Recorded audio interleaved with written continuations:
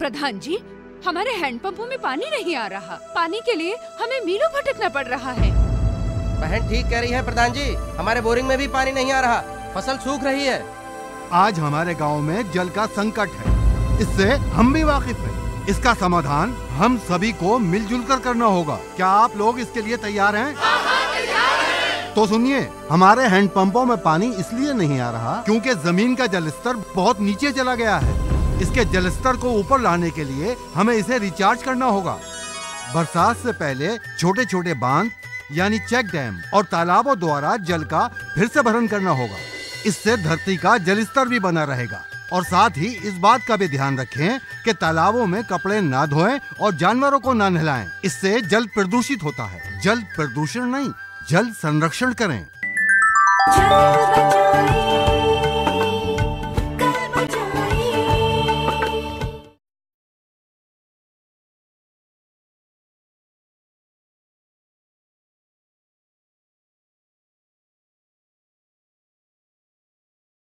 प्रधान जी, हमारे हैंडपंपों में पानी नहीं आ रहा। हमारे बोरिंग में भी पानी नहीं आ रहा, फसल सूख रही है। हमारे हैंडपंपों में पानी इसलिए नहीं आ रहा क्योंकि भूमि जल स्तर बहुत नीचे चला गया है। इसे रिचार्ज करना होगा। चेक डैम और तालाबों द्वारा जल का फिर से भरण करना होगा। और साथ ही इस बात का भी ध्यान रखें कि तालाबों में कपड़े ना धोएं और जानवरों को ना नहलाएं। इससे जल प्रदूषित होता है। जल प्रदूषण न करें, जल संरक्षण करें। जल बचाएं, कल बचाएं।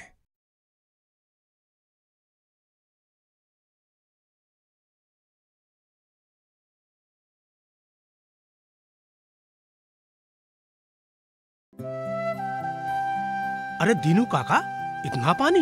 अरे भैया, जब पानी है तो खेतों में दे देते हैं, कल हो ना हो। नहीं काका, फसल को उतना ही पानी देना चाहिए जितनी जरूरत हो। आज ज्यादा लुटाओगे तो कल कहाँ से पाओगे? ठीक कह रहा है किशन।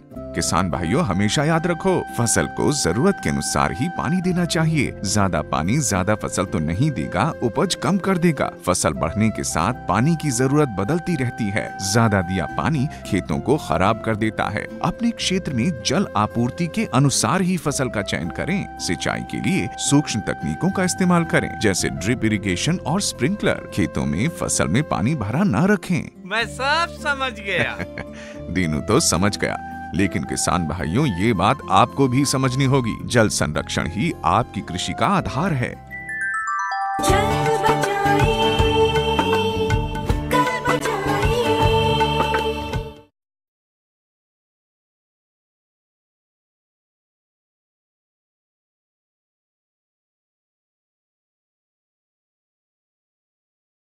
अरे दीनू काका, इतना पानी? अरे भैया, पानी है तो खेतों में दे देते हैं। फसल को उतना ही पानी देना चाहिए जितनी जरूरत हो। ठीक कह रहा है किशन। किसान भाइयों, ज्यादा पानी ज्यादा फसल तो नहीं देगा, उपज कम कर देगा। फसल बढ़ने के साथ पानी की जरूरत बदलती रहती है। सिंचाई के लिए ड्रिप और स्प्रिंकलर जैसी तकनीकें अपनाएं। मैं सब समझ गया। दीनू तो समझ गया, लेकिन किसान भाइयों, ये बात आपको भी समझनी होगी। जल बचाएं, कल बचाएं।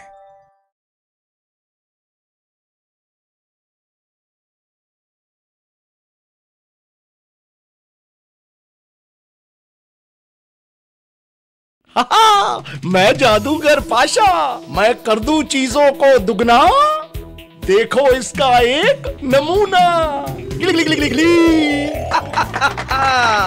जादूगर अंकल, मेरे घर में रोज पानी खत्म हो जाता है, क्या आप उसे भी दुगना कर सकते हैं? हंसिए मत, क्योंकि ऐसा सबके घरों में होता है। आमतौर पर हम नल खुला रखकर कार धोने, सिंचाई करने, दाढ़ी बनाने, नहाने या सब्जियां कपड़े धोने में कई गुना पानी बेकार बहा देते हैं। इन कामों में बाल्टी में भरे पानी का उपयोग कर लीकेज और पानी की टंकी ओवरफ्लो न होने देकर रोजाना सैकड़ों लीटर पानी बचा सकते हैं। जल से ही जीवन है, बिन पानी सब सूना। सही तरह से खर्च करो तो चलता पानी दूना। क्यों चुनमुन, हो गया ना पानी दुगना।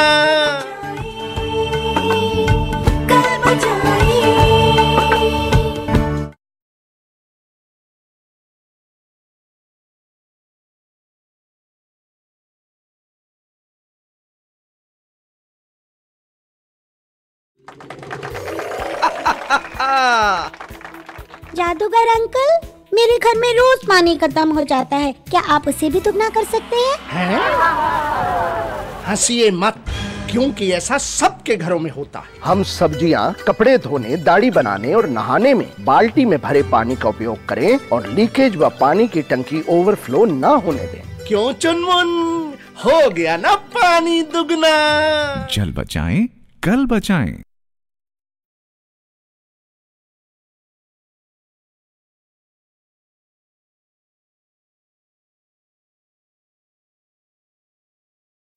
पंडित जी, मेरी और मेरे भाई की बराबर की जमीन है, लेकिन वो मालामाल हो रहा है और मैं कंगाल। मेरी भाग्य रेखा देखकर बताइए ना। दयाराम, ये भाग्य का नहीं, तुम्हारे काम के तरीके का दोष है। तुम्हारा भाई फसल चक्रानुसार खेती करता है, माइक्रो पद्धति से सिंचाई करता है और वर्षा के पानी का संचय भी करता है, जो वर्षा काल के बाद काम में आता है। तुम ज्यादा पानी सोखने वाली फसल बोते हो। जानते हो, खेत में जल भराव से जमीन खराब होती है और फसल भी घटती है। समझ गया पंडित जी, अब मैं फसल चक्र अनुसार ही खेती करूंगा और सिंचाई के लिए माइक्रो विधि अपनाऊंगा। वर्षा जल की एक बूंद भी बेकार नहीं जाने दूंगा। अब तुम्हारा भाग्य बदलते भी देर नहीं लगेगी। जीवन को खुशहाल बनाए। दयाराम तो समझ गया, आप अपना भाग्य कब संवारेंगे?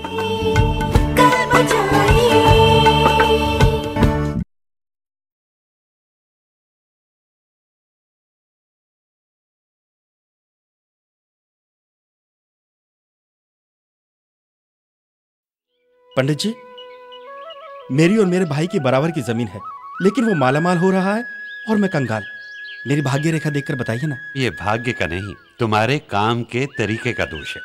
तुम्हारा भाई फसल चक्रानुसार खेती करता है, माइक्रो पद्धति से सिंचाई करता है और वर्षा के पानी का संचय भी करता है। समझ गया पंडित जी। दयाराम तो समझ गया, आप अपना भाग्य कब संवारेंगे? जल बचाएं, कल बचाएं।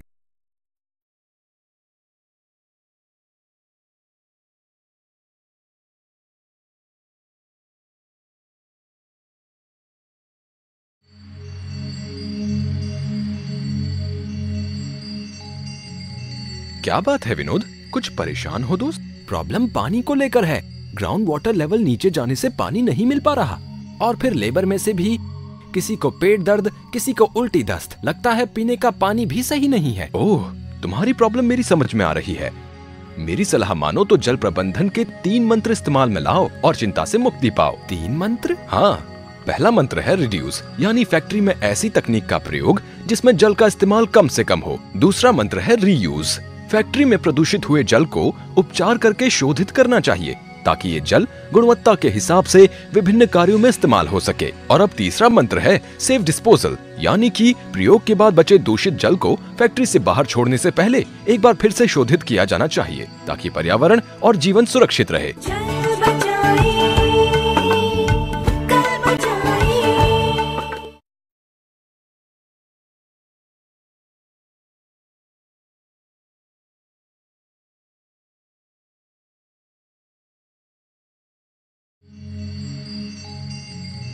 कुछ परेशान हो दोस्त? प्रॉब्लम पानी को लेकर है। ग्राउंड वाटर लेवल नीचे जाने से पानी नहीं मिल पा रहा। ओह, मेरी सलाह मानो तो जल प्रबंधन के 3 मंत्र अपनाओ। 3 मंत्र? हाँ, पहला मंत्र है रिड्यूस, यानी फैक्ट्री में ऐसी तकनीक जिसमें पानी कम खर्च हो। दूसरा मंत्र है रीयूज, यानी प्रदूषित जल का ट्रीटमेंट करके दोबारा इस्तेमाल में लाओ। और तीसरा मंत्र है सेफ डिस्पोजल, प्रदूषित जल को ट्रीट करके ही बाहर छोड़ो ताकि पर्यावरण भी सुरक्षित रहे। जल बचाएं, कल बचाएं।